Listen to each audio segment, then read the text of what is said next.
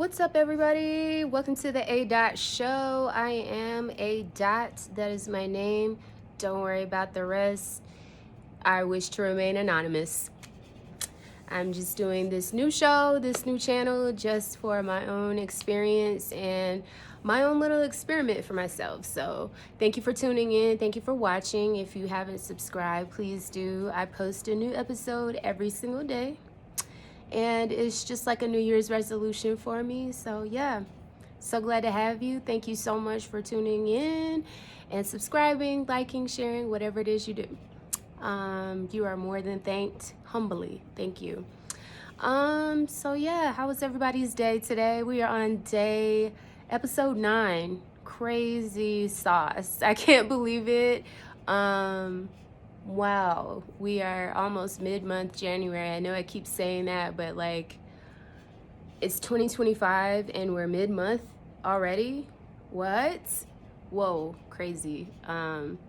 So yeah, it's moving fast, 2025, and we've got some crazy things going on. It seems like every day there's like a new crazy headline in the news or some kind of like story or something that's like, whoa, what? Real quick, just want to shout out California. Hey, CA. California avocados. Another shirt that I liked, so I just got it. There's no reason why. I just like t-shirts. So as you can see on this channel, I wear t-shirts just about every day, and that's my usual style. But of course it's winter time, so I have to wear layers now, which if you saw my last episode, you saw layers on me. So anyway, also let's get it out of the way. We know what it is. It's the clip of the day. Hey, it's a red clip today. Had to do it for Callie.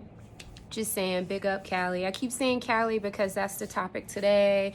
So there's like wildfires going on. I'm sure everyone has like seen that or like heard about it, or you can't really escape it on social media. And it's you know what? These wildfires, as it all turns out, they are wild. And I for one am shocked at the devastation that it's like causing, and it's doing it at such a rapid speed. So it's devastating.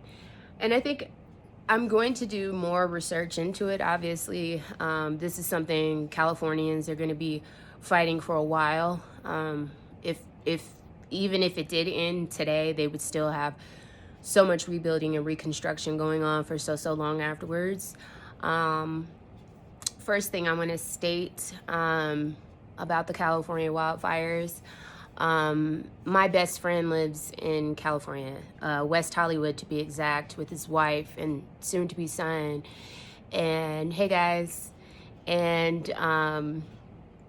he's been there. They've been there for about 3 or 4 years now, and LA is extremely overpopulated. My experiences in LA have been extremely blessed, and I was in LA, I was in California, but I was working, and I had a very blessed opportunity. Every time actually that I've been to California, it's been because I was working and I had a very blessed opportunity in my career to do that. But yeah, LA is if you don't know the demographics of the area, the fire is just basically hitting on all cylinders. It's the thing that's really shocking me about what I've heard from my best friend and his family is that it's really covering so many acres in such a short amount of time. And we're talking like football fields worth of acreage, within like very short amount of times. And the problem, I guess, why we keep hearing the devastation is because LA is so overpopulated. I mean, the traffic alone, the first time I went, I was in traffic for 3 hours. to get from one side to. It really is, if you're not familiar with LA or New York, and the traffic jams, it really is something that with a catastrophe like this, burning these wildfires, it's literally debilitating traffic, to the point that people are leaving their cars on the highways. They're abandoning them, like that Netflix movie. I forget the name of it right now. I want to say Bird Box, but there's another that is similar. Just abandoning and just moving on, because if not, you're gonna stay and you're gonna get burned alive, and people are really feeling that way. And one thing I really like to put out there also with this is that people have this, like, if you've never been to LA, they have this notion that like LA is just full of only rich stars and people that can afford catastrophe or natural catastrophe, or just they can afford basically tragedy. And let me just be the first to let you know, there are, just like in every other place in the world, average, working, everyday, working hard families that have nothing to do with Hollywood, have nothing to do with wanting to be a part of it or be a star. They are just working their jobs, meeting their ends, and taking care of their responsibilities and their families, just like any other place in the world. And that's the most frustrating and devastating part at the same time, is knowing that there are average people like my best friend and his family, that are working every day and just trying to make a living and taking care of their kid. And what they've worked for could be completely destroyed in milliseconds. And they won't be able to rebuild, like the celebrities or the very wealthy, because honestly that only makes up about 1% of the population there in LA. So prayers up for all the I don't want to say the little people. That's ridiculous, because there is no such thing as big me, little you, or vice versa.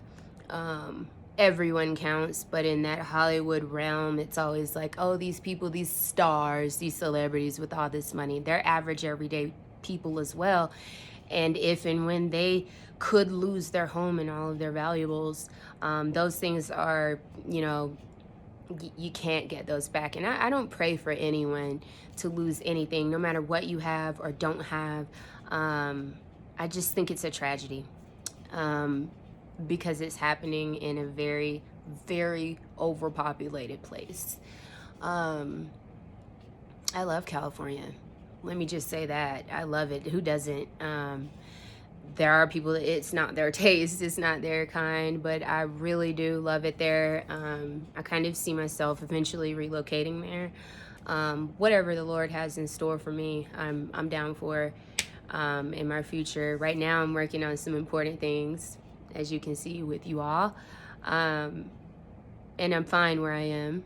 But when you hear things like this, it can be distressing to want to move somewhere like that. Another thing I'd like to state about the wildfires, the wind is like 100 miles an hour. I didn't know it got that windy in LA. Forgive me if you know any different, please tell me, but I didn't know that it got that windy. Didn't even know LA to be a windy place. But it's inhibiting the helicopters and any aircrafts to go and save people. This situation to me really is, people are saying of biblical proportions, because it is happening in the land of the stars and celebrities, and Hollywood has this whole demise on it right now, and a lot of things are being exposed and brought to the light. But I just see it as, whatever the case may be, it is tragic.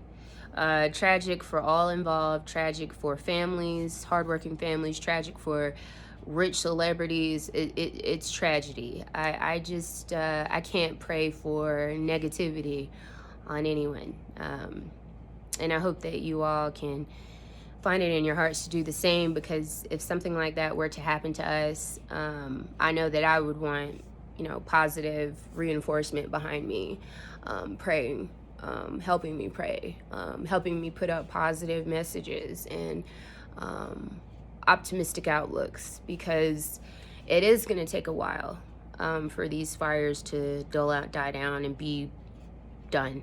But what's going to take even more is the building, the rebuild. Can say that a similar situation happened in a very different place. Where I live currently, a few years ago, we had the worst fire of the entire state. That the state that I live in currently had the worst fire ever in history, wildfire. And I can tell you firsthand that trying to escape a wildfire is like trying to escape a tornado on your back. I've never seen anything like it. The darkness, the wind, the confusion of people driving, of humans, families everywhere. It does feel like the end of the world when you're in the middle of a wildfire. And myself and my cohorts and I had to escape. We actually had to escape the city that we currently live in right now because of a wildfire of a huge magnitude. It took down more homes in our state than we've ever seen.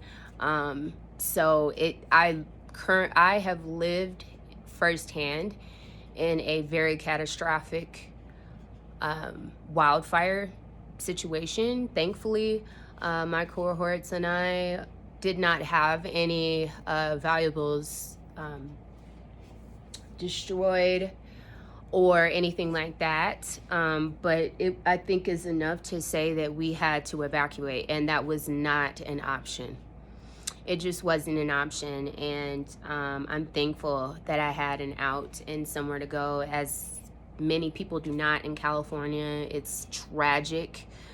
All we can do is pray for them, no matter what end of the scale you're on, rich, poor, in between, it does not matter.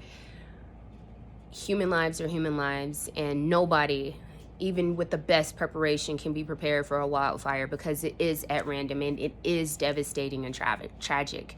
I'd also like to just say